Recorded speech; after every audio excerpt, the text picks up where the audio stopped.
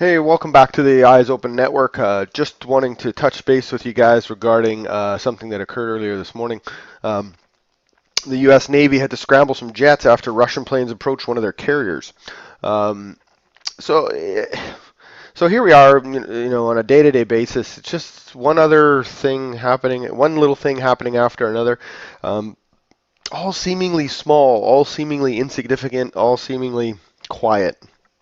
Um, it's back in when World War II, then they were worried about atomic bombs and all this other stuff. There'd be warnings on TV, and back in black and white TV days, about how to protect yourself from the bombs, and get under your desk, and it was all this other, showing kids to get under their desk. So it's just so much more uh, obvious to me that the World War III has really already begun. And regardless of somebody officially putting a rubber stamp on it saying boom, World War III has begun.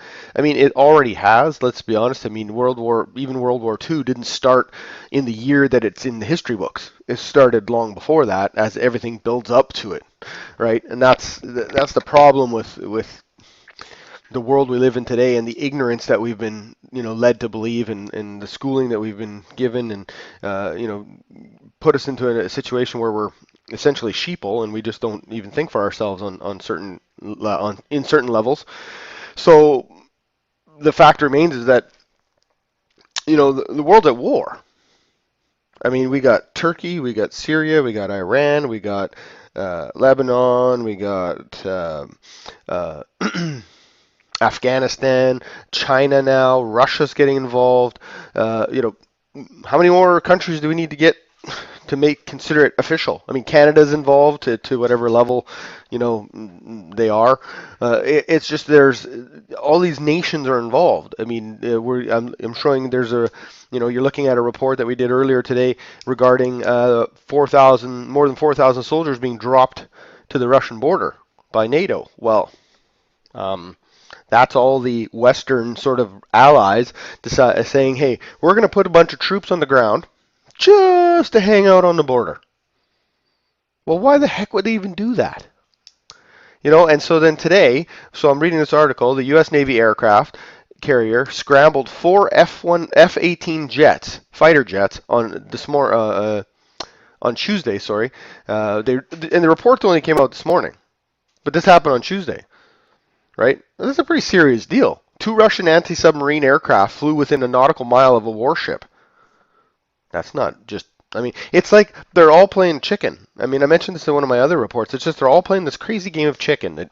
China and the U.S., Australia is sending now some naval fleets through the Spratly Islands too, because they're saying like, they're aligned with the U.S., saying screw you, China, you don't own those islands, and it's just like everyone's pushing the, poking at the bear, and it's like we're all Facebook junkies. Well, maybe not we're all Facebook junkies, but those of you who are Facebook junkies, they got the little poke button, and it's just like the U.S. pokes China, then China pokes the U.S., and then they poke Russia, then they poke Syria, then they poke, everybody's just poking everybody, and then all of a sudden it's going to be, somebody's going to make a mistake.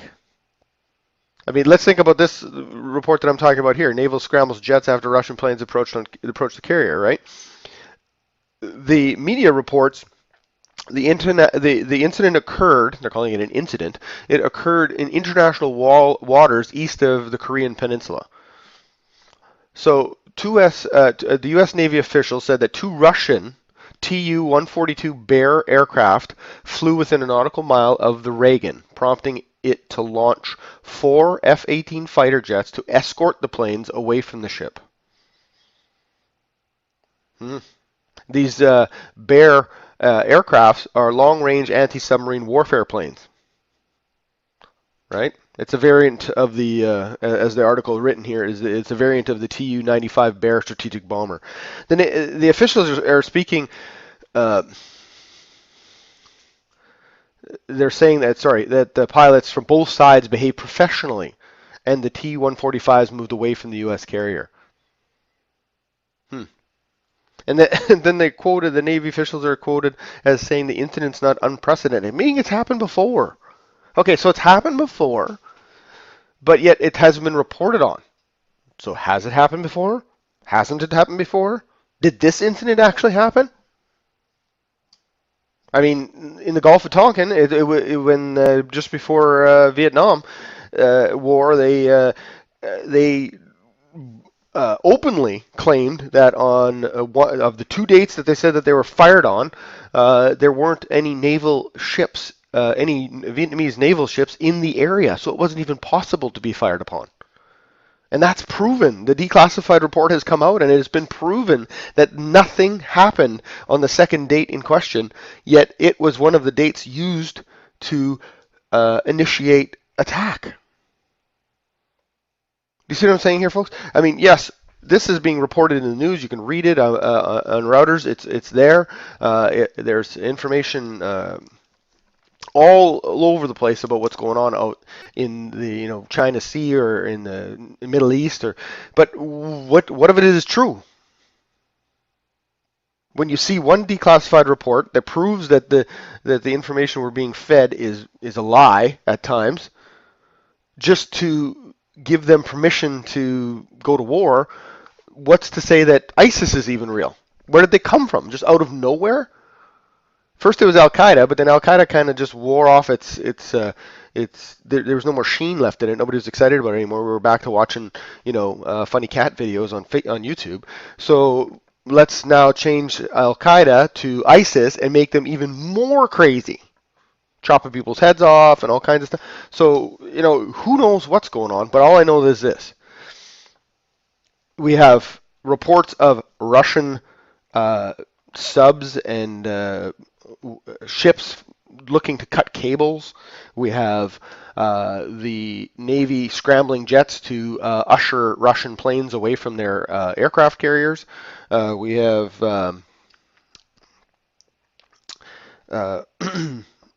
reports of troops on the ground going to the Russian border. We have all kinds of crazy stuff going on. Just even the stuff that's going on in the South China Sea, where we're gonna cruise our ships anywhere we want.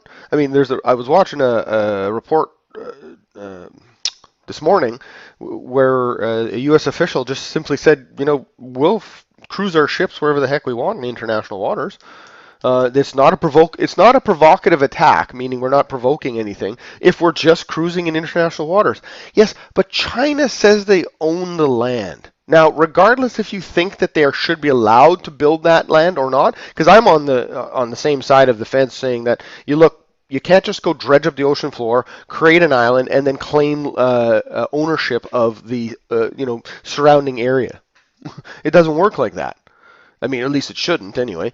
But the fact remains is that, everybody's looking to take over new territory. But it'd be one thing to build an island so that people could live there. But they built an island to turn it into an army base.